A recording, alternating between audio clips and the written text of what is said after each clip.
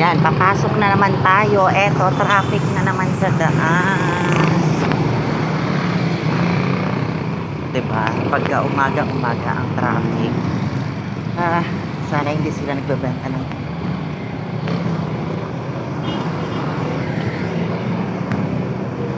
sasakyan para malesen ang traffic sa mundo.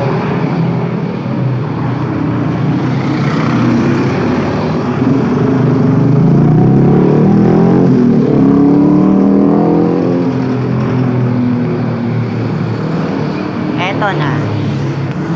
Morning, sir.